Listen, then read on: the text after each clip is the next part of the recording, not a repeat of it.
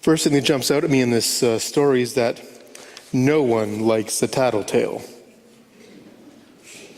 A young man ran and told Moses, Eldad and Medad are prophesying in the camp. And you can almost hear Moses' exasperation. He'd had enough of their complaining. Nothing seemed to be going right for these people.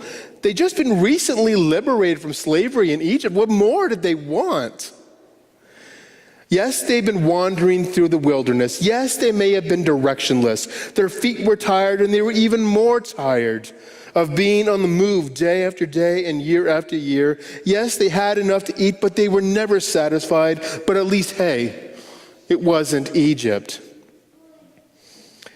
And then again, the people grumbled amongst themselves. They were waxing nostalgic about their time in Egypt. Yes, they were slaves, but at least they had enough to eat. Yes, they were forced to do hard labor, but they had a place to lie down at night. Yes, they were denied basic human rights, but hey, their jobs were secure, right? And God had given them manna to eat. Manna, which literally means, I tell you the truth, it means, what is it? That's the literal translation. I'm serious. And it sounds like an appropriate name for this gooey resin-type substance that they found on the leaves each morning, which they had to then collect for their day's rations. And they couldn't stockpile the manna for the next day. It was too delicate. It rotted during the day and was mush by nightfall. But they made the best of it by making bread and cakes out of it, but it wasn't terribly tasty. And they were sick of gathering it. They were even sicker of eating it.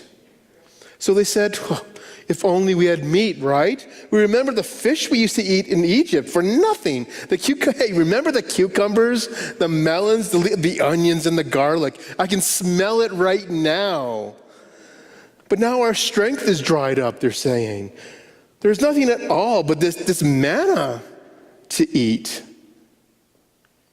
But manna was what God had given them, and they better like it or go hungry. And Moses, overhearing their whining about food, the living conditions, the lack of direction, and the uncertainty of the future, he finally just had enough. He was just about to snap. He'd been listening to their griping for far too long. After all, he went through to lead them out of slavery. The insanity of what happened to get them out of Egypt. This is the thanks he gets? A people who want to go back to their old lives when things got a little rough? Is this really what he signed up for? Is this really what he gave up in his cushy life in Midian to do? So when Moses calls out to God, he does not hold back. Why have you treated your servant so badly, he says. Why have I not found favor in your sight that you lay the burden of all these people upon me? Did I conceive these people? Did I give birth to them? That you should say to me, carry them in your bosom and nurse them like a nurse carries a suckling child to the land that you promised an oath to their ancestors? Where am I going to get meat to give all these people? For they come weeping to me and they say, hey, give us meat to eat. I'm not able to carry all these people alone. They're too heavy for me. If this is the way you are going to treat me, put me to death at once.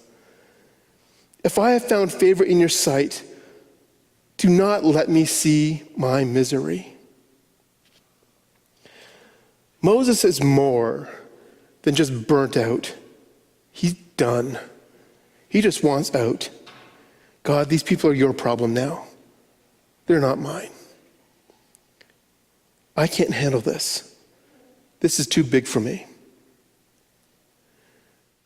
So the Lord said to Moses, gather for me 70 of the elders, whom you know to be the elders of the people and officers among them. Bring them to the tent of meeting and have them take their place with you. I will come and talk with you there, and I will take some of the Spirit that is on you, and I will put it on them. And they shall bear the burden of the people along with you, so that you will not bear it all by yourself. You can feel the weight lift from Moses' shoulders. And he does what he's told. He gathers the 70 elders together, and God sends the Spirit to dwell with them. The Spirit of strength, the Spirit of wisdom, the Spirit of authority, the Spirit of understanding. And it said that they prophesied. But this doesn't mean that they told the future. That's often how we think about prophecy, isn't it? Foretelling what is to come. They weren't telling each other events that were going to happen. They weren't gazing into the unknown, at least not in any concrete form. They were prophesying. They were speaking a word from the Lord. They were speaking words of truth, words of guidance. They were speaking words of healing and words of peace. They were speaking words that gave life and told the people who they were. They were sharing the direction that God was leading them. Through this community of elders who received the Spirit that God promised, these 70 elders were seized by God's Spirit, speaking words that were not theirs, providing wisdom that did not come from human experience. And then the Spirit spilled out from beyond the tents of the elders and grabbed hold of Eldad and Medad, whoever they were, and people were asking the same thing. They weren't numbered among the 70. They weren't chosen to speak for God. They weren't selected for special service among God's people. So who were these guys? What were they doing? They weren't the elders. They weren't the prophets. They were just two guys minding their own business when the Spirit grabs hold of them and they couldn't break free even if they wanted to. And so they couldn't be ignored. They spoke God's truth and God's power as the Spirit gave them words. However, this wasn't part of the plan. A young man ran and told Moses, Eldad and Medad are prophesying in the camp. Like I said, no one likes a tattletale. Expect me to be for Joshua, that paper pusher bureaucrat, Moses' protege, who finding out that Eldad and Medad were speaking God's words, his eyes popped wide open. He checked his list. They weren't on it. And so they had no business doing what they were doing. So Joshua, ever the one to keep everyone in line, turned to his boss and demanded, hey, Moses, you got to put an end to this. And you can almost hear Moses' eye roll in his response. What are you, jealous? Then whether talking to Joshua, God, or the people, or anyone who could hear, Moses cries out exasperated for a people who can't see a blessing when it walks right up to them and talks to them. And he says, wouldn't that all God's people were prophets and that the Lord would put the Spirit on them? Wow, that'd be nice, eh?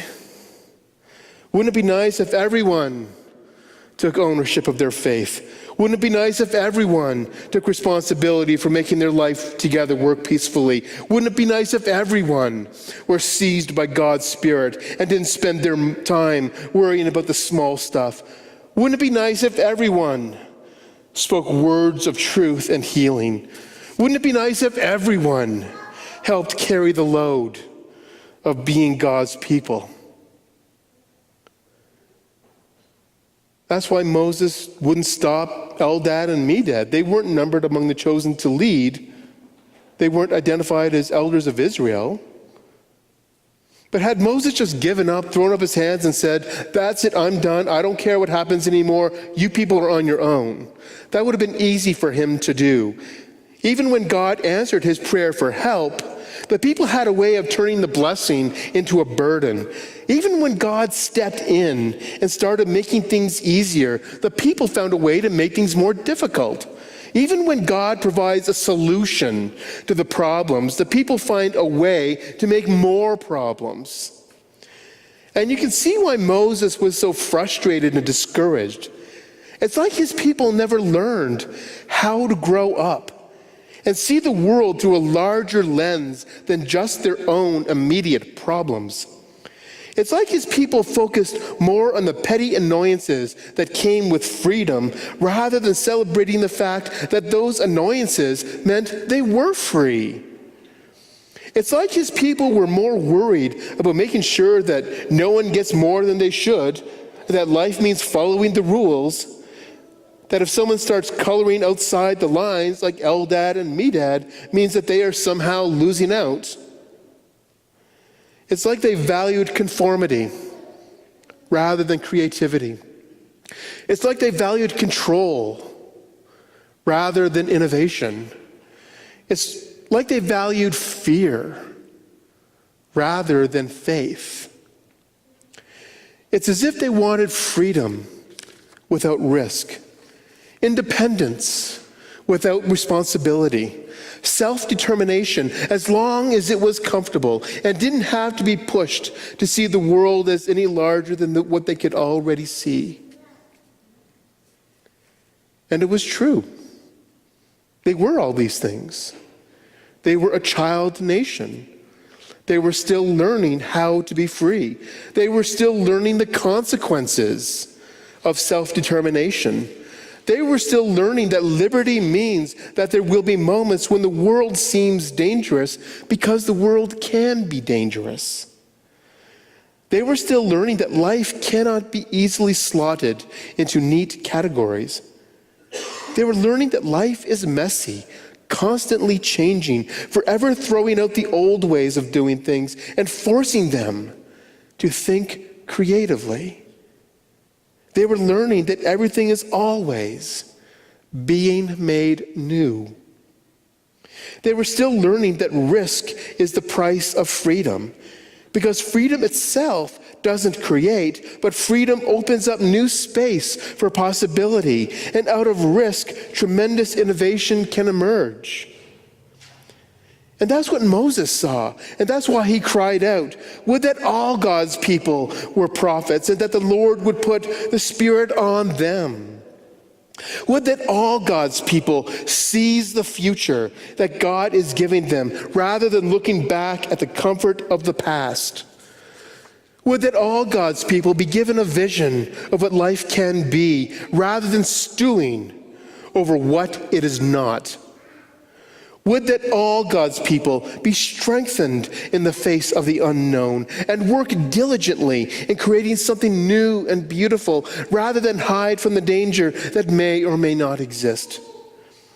Would that all God's people stop hiding from the unknown as a threat to their comfortable existence, rather than embracing the unknown as a gift that opens doors to greater opportunity. And maybe Moses was preaching to himself more than crying out to God. Maybe that was the word from the Lord that he needed to hear as he looked out at his people. A people still fresh from captivity, still young as a nation, still maturing as a people. Would that all God's people were prophets, and that the Lord would put the Spirit on them. Maybe his own utterance was the answer to his own prayer, and his eyes opened just a little wider, and he could see with greater clarity what God was doing with this ragtag, grumbling, complaining, yet resilient people who are still learning who they are. And maybe Moses finally realized who his people were becoming. Maybe they weren't a people whining in the wilderness, but God was in the midst of transforming them into a nation of leaders. A nation that is a leader among all the nations. Maybe Moses was beginning to understand that God's people, being seized by the Spirit, a spirit that no one can control, was beginning to speak with one cohesive voice, declaring a unified proclamation, the words that God was giving them. And maybe Moses was beginning to realize that their strength wasn't found in leadership of one human being or even in the council of elders, but that their strength was found in their collective power as a people. They may have kings one day, but no king will be stronger than the people when they are united. They might build a mighty kingdom, but the greatest kingdom is the people who are gathered together in common cause. They might be a people that is a nation that is a light to all the nations, But the light shines brightest when God's people come together, united under a canopy of God's love and God's power. And maybe the people had finally seen that the Spirit will not be controlled by human constraints, because God's Spirit is the Spirit of freedom. The more we try to control the Spirit, the more the Spirit resists. The more we try to contain the Spirit, the more the Spirit breaks free and is let loose in ways that push beyond our comfort and destroy our sense of control. Would that all peoples, all the Lord's people, were prophets, and that the Lord would put his Spirit upon them. Indeed, God has. That is a cry that has been answered. That's a cry that has been answered through the people of God throughout the ages, throughout the centuries, and that is a cry that has been answered in you. That the Spirit has rested on you. You as a person. You as a people. The Spirit has rested on you when your eyes are open to see the world through the lens of possibility rather than with fear. The Spirit has rested upon you when you see the dangers of this world, yet remain diligent in the belief that you are stronger than any threat that you face. The Spirit has rested on you when you look to the past with gratitude and from which you've learned. And then you look to the future with anticipation and eagerness. The Spirit has rested upon you when you find just the right words at just the right time to ease the hurt in someone else. The Spirit has rested upon you when you can celebrate someone else's victory without thinking that it's a defeat for you. The Spirit has rested upon you when you can trust God with your life and with your death. When you can stare eternity in the face, when you can look into the great unknown and your trembling ceases and your heart floods with hope. While the Spirit is resting on you, you may not see what God is doing, and that's okay. Neither did the people of God whom Moses was leading through the desert. But they caught glimpses of who they were. They saw who they were becoming.